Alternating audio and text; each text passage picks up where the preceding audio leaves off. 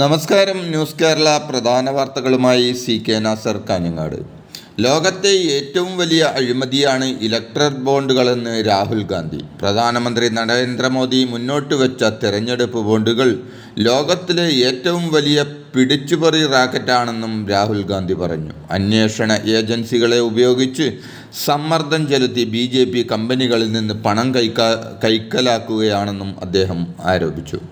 BJP സർക്കാർ ഒരു ദിവസം അധികാരത്തിൽ നിന്ന് താഴെ ഇറങ്ങുമെന്ന് തെരഞ്ഞെടുപ്പ് ബോണ്ടുമായി ബന്ധപ്പെട്ടവർ ആലോചിക്കണമെന്നും അന്ന് ഇത്തരം കാര്യങ്ങൾ ആവർത്തിക്കില്ലെന്ന് ഉറപ്പുവരുത്തുന്ന നടപടി സ്വീകരിക്കുമെന്നും ഇത് തൻ്റെ ഗ്യാരണ്ടിയാണെന്നും രാഹുൽ ഗാന്ധി പറഞ്ഞു.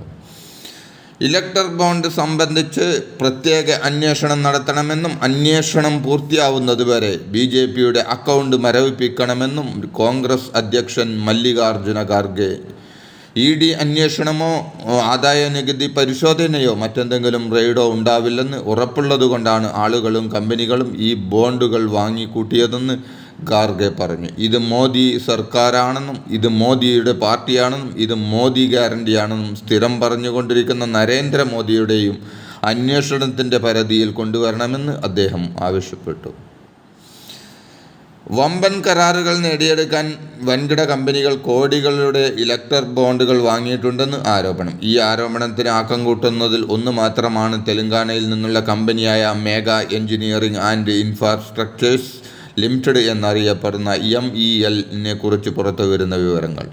ഈ കമ്പനി 2019-നും 2023-നും ഇടയിൽ 966 കോടി രൂപയുടെ ബോണ്ടുകൾ വാങ്ങിയെന്നാണ് റിപ്പോർട്ടുകൾ.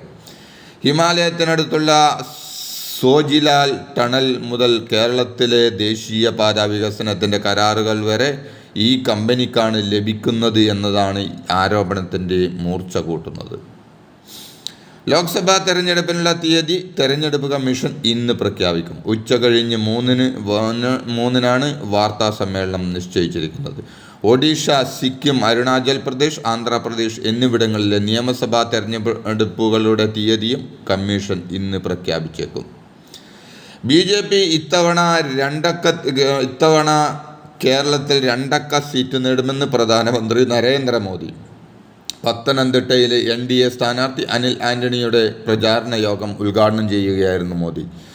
മലയാളത്തിൽ ശരണം വിളിയോടെ ആരംഭിച്ച പ്രസംഗം ആരംഭിച്ച പ്രധാനമന്ത്രി ഇത്തവണ 400-ലധികം സീറ്റുകൾ NDA നേടുമെന്ന് പറഞ്ഞു. ഒരു തവണ കോൺഗ്രസ്, ഒരു തവണ LDF എന്ന ചക്രം കേരളത്തിൽ പൊളിക്കണം എന്നും പ്രധാനമന്ത്രി കൂട്ടിച്ചേർത്തു.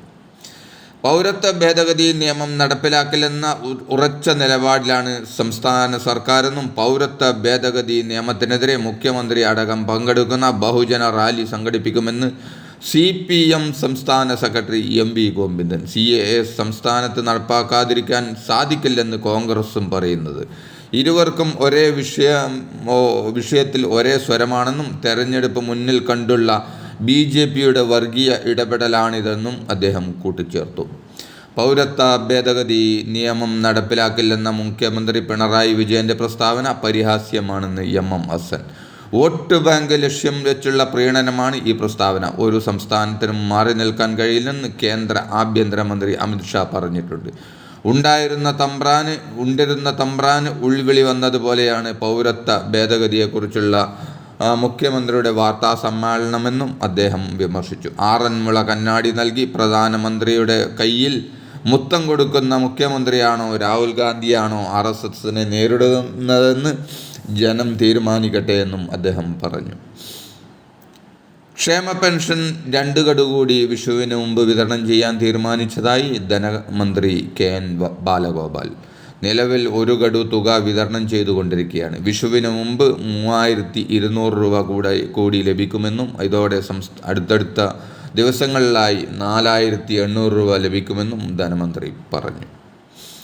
കേരള സർവകലാശാല കലോത്സവത്തിലെ വിധികർത്താവ് ഷാജിയെ മർദ്ദിക്കുന്നതിന് തങ്ങൾ ദൃക്സാക്ഷികളാണെന്ന് നൃത്ത പരിശീലകൻ ജോമറ്റ് മൈക്കിൾ.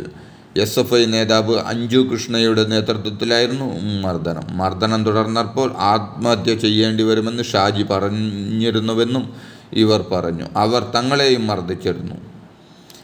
SFI നേതാക്കൾക്കെതിരെ പോലീസിനെ സമീപിക്കുമെന്നും നൃത്ത പരിശീലകർ വ്യക്തമാക്കി. കേരള സർവകലാശാല കലോത്സവത്തിലെ വിധികർത്താവിൻ്റെ ആത്മഹത്യയിൽ SFI കൊലപ്പെടുത്തി എന്ന നിലയിലാണ് പ്രതിപക്ഷ നേതാവിൻ്റെ പ്രതികരണമെന്ന് SFI സംസ്ഥാന സെക്രട്ടറി PM ആർഷു ആരോപിച്ചു. വിധികർത്താക്കൾ ചില കോളേജുകളുമായി ബന്ധപ്പെട്ടതായി മനസ്സിലായെന്നും തുടർന്ന് ലഭിച്ച വിവരങ്ങൾ വിജിലൻസിനെ അറിയിക്കുക മാത്രമാണ് യൂണിവേഴ്സിറ്റി ഭാരവാഹികൾ ചെയ്തതെന്നും ആർഷോ പറഞ്ഞു. EP ജയരാജൻ്റെ പ്രസ്താവനയെ തള്ളി കേരളത്തിലെ ലോക്സഭാ തെരഞ്ഞെടുപ്പിൽ മത്സരം നടക്കുന്നത് LDFും UDFും തമ്മിലാണെന്ന് CPM സംസ്ഥാന സെക്രട്ടറി MV ഗോവിന്ദൻ. ലോക്സഭാ തെരഞ്ഞെടുപ്പിൽ BJPയും CPMും തമ്മിലാണ് മത്സരം എന്ന EP ജയരാജൻ്റെ പ്രസ്താവന വിവാദമാക്കേണ്ടതില്ല എന്നും MV ഗോവിന്ദൻ പറഞ്ഞു. ഇതോടെ ഇന്നത്തെ പ്രധാന വാർത്തകൾ സമാപിക്കുന്നു. നന്ദി, നമസ്കാരം.